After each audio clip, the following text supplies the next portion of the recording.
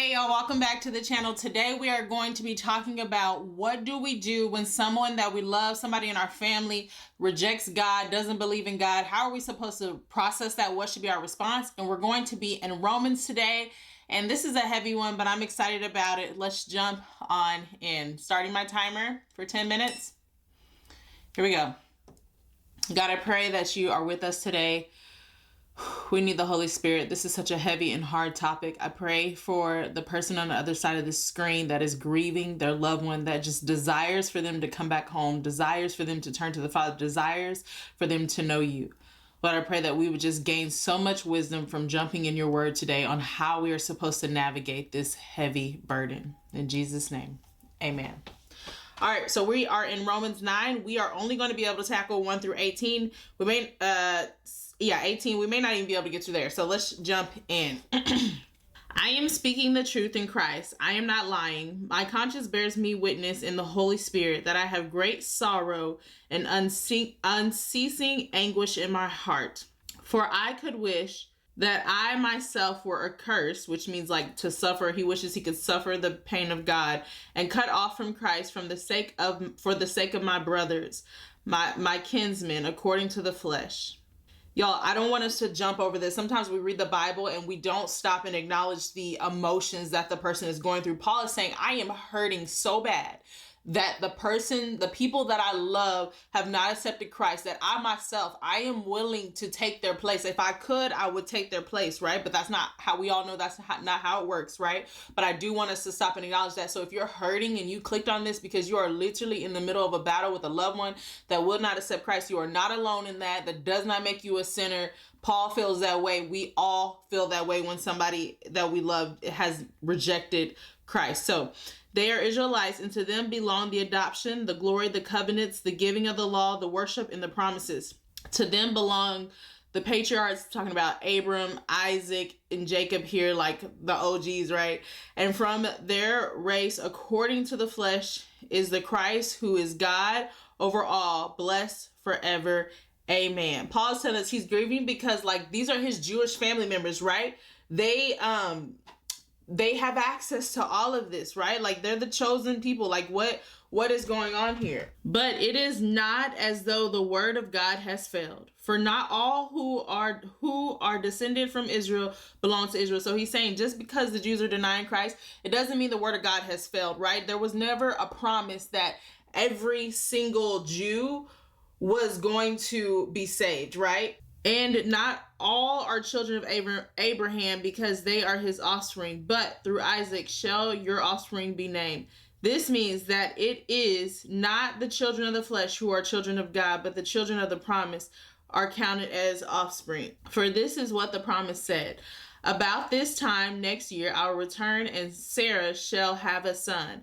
And not only so, but also when Rebekah had conceived children by one man, our forefather Isaac, though they were not yet born and had done nothing either good or bad, in order that God's purpose of election might continue, not because of works, but because of him who calls.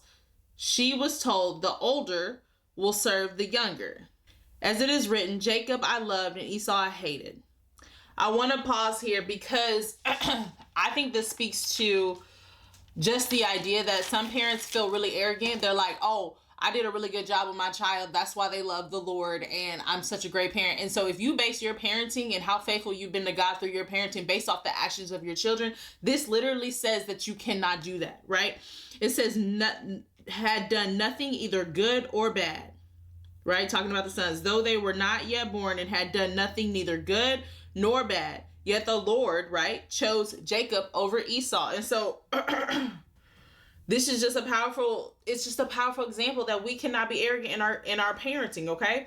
I wanted to point that out because I think one of the hardest things to grieve is when you grieve a child who you feel like has walked away from the faith and is denying the faith. And so I wanted to point that out. This really ain't got nothing to do with you, okay? Let me not say that. Yes, we're to be faithful, we're to raise our children up in the Lord, and so there could be an issue there, but what I'm saying is you take that burden off of you, okay? What shall we say then? Is there injustice on God's part? By no means. For he says to Moses, I will have mercy on whom I have mercy, and I will have compassion on whom I have compassion. So then it depends not on human will or exertion, but on God who has mercy. God is God, and it is not in our hand, so we need to be humble. That's the note that I wrote. I think this is a hard passage for Christians to digest, myself included, because it's like, whoa, like, what are we doing here then? Like, if God is in control, we don't control our salvation, we don't control who he chose, then like, what's happening here? And again, these are big, predestination, all that, these are big theological debates. What I want us to focus on is just the mindset of all this.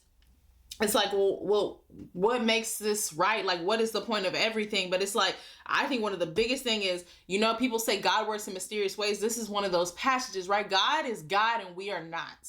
And so God decides these things, we do not. And so that is literally what we just have to humble. People are like, well, then we need to circle this back and we need more understanding. No, what you need to understand is that you are a human and you are not God. That is the deepest understanding that needs to come from this text.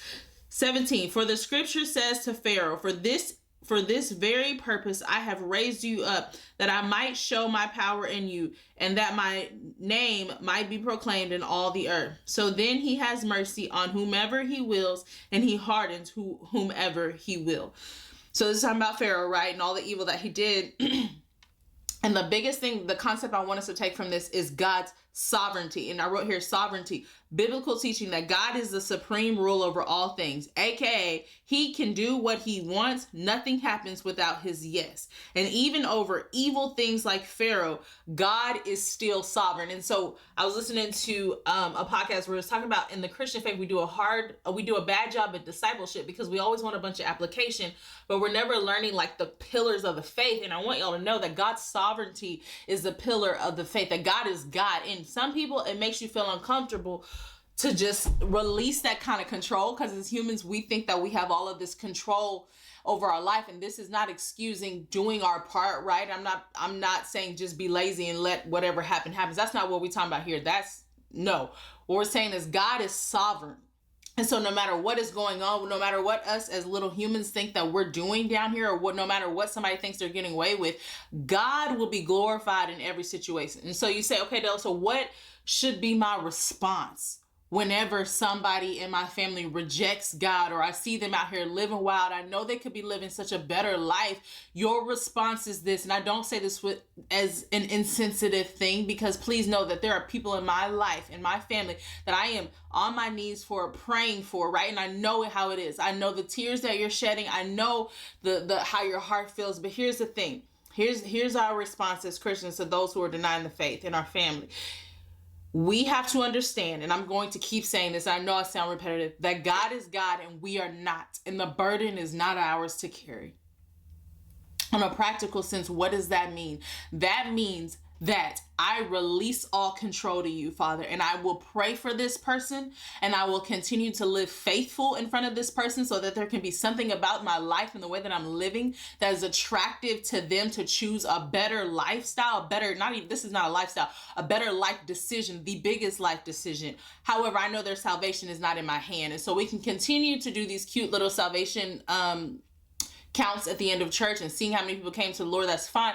But we have to remember that God is God and it is up to him, and that anybody who is saved, it is simply because of the mercy of God. And that's encouraging to us because we know that there's, like, going back to that verse 38, for I am sure that neither death nor life nor angels nor rulers nor things present nor things to come nor powers can separate us pretty much from the love of Christ.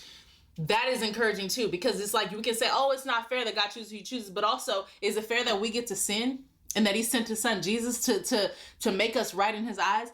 There's no argument about fair. And so I want you, as the reflection question, I know I'm getting over time.